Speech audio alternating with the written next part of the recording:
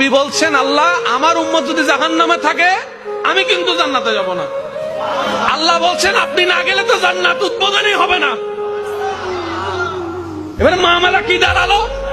আল্লাহ পাক বলে যে আমি তাহকামুল হাকিমিন নিজেকে বলেছি, বিচার না করলেও তো জিনিসটা সুন্দর হয় না।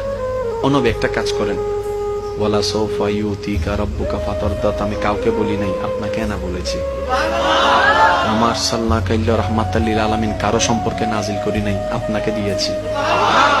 ওয়ালাল আখিরাতু খায়রুল লাকা মিনাল উলা, কাউকে বলি নাই, আপনাকে বলেছি।